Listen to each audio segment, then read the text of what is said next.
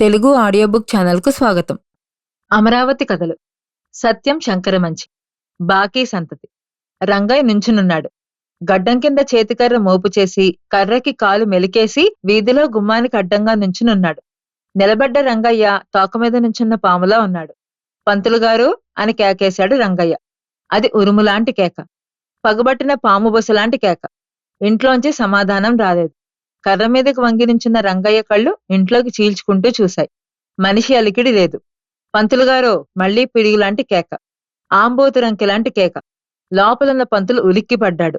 కిటికీలోంచి చూశాడు. వాకిట్లో 10 తెల్ల నాగుపాము బుసలు కొడుతున్నట్లు రంగయ్య కళ్ళు కణకణలాడుతున్నాయి. పంతులకి గుండె దడదడా కొట్టుకుంది. పిల్లల్ని పంపించి స్నానం చేస్తున్నారు, అరుగు మీద కూర్చోమనవే అని చెప్పాడు. పిల్ల చెప్పినా రంగయ్య కూర్చోలేదు. కర్రకి కాలు మెలికేసి అలాగే గుమ్మానికి అడ్డంగా నుంచున్నాడు. పంతులు స్నానం ఇందాకనే అయిపోయింది. రంగయ్యనలా చూస్తుంటే ఒళ్లంతా చెమటలతో తడిసిపోతోంది. అతనికి ఎదురుగా వెళ్ళటానికి కాళ్ళు వణుకుతున్నాయి. అరగంట అయ్యింది. రంగయ్య కదల్లేదు. అలాగే చూస్తున్నాడు. ఆ చూపుల్లో కసి, పగ. ఆ చూపులు కత్తులు పొడిచినట్లు పొడుస్తున్నాయి. పంతుల్ని కింద పడేసి గుండెల మీద కక్కి గొంతు పిసుగుతూ అడుగుతున్నాయి. ఏమయ్యా పంతులు, నన్ను నా కుటుంబాన్ని నాశనం చేసింది చాలక నా చేతులు ఎర్రగొడతావా? నేనేం తప్పు చేశానయ్యా?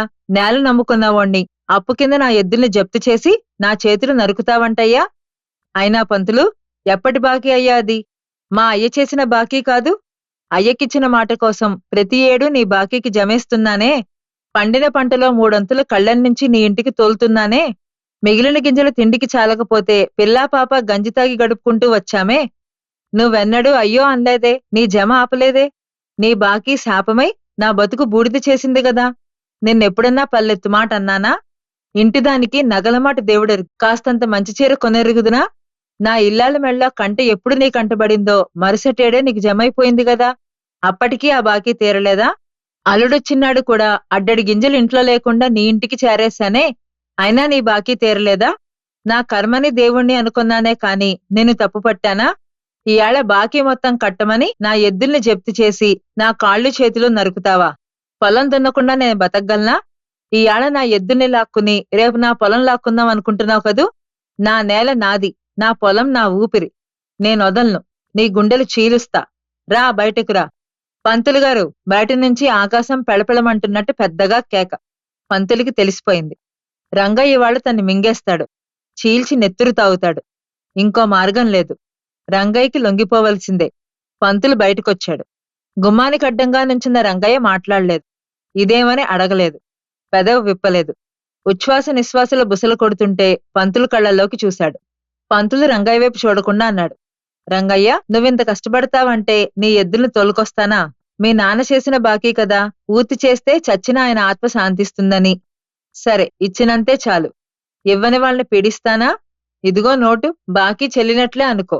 నీ ఎద్దులు నువ్వు తోలుకెళ్ళు. రంగయ్య కర్రొదిలేసి చెతికెలపడ్డాడు. తాచుపాములంటి రంగయ్య పసిపిల్లవాడైపోయాడు. కరిగి నీళ్ళైపోయాడు. ఆవంత అమాయకమైపోయాడు. కుక్కపిల్లైపోయాడు. ఏగైపోయాడు. దోమైపోయాడు. కళ్ళనీళ్లు ధారలవుతుంటే చేతులు జోడించి అన్నాడు. అయ్యా ధర్మపెబూలు, నా ఎద్దులు నాకిప్పించారు చాలు. ఎప్పటికి మళ్ళీ బాకీ జమేసుకోండయ్యా. మా అయ్య బాకీ తీర్చకుండా ఉంటానా? నేను పోతే నా కొడుకు చేత బాకీ తీర్చేట్టు ఒట్టేయించుకొని పోతానయ్యా. కాస్త కనిపెట్టి ఉండయ్యా చాలు అంటూ వంగి వంగి దన్నాలు పెడుతూ ఎద్దుల్ని తోలుకు వెళ్ళిపోయాడు. మా ఛానల్ కనుక మీకు నచ్చినట్లయితే లైక్ చేయండి, షేర్ చేయండి, సబ్స్క్రైబ్ చేయండి.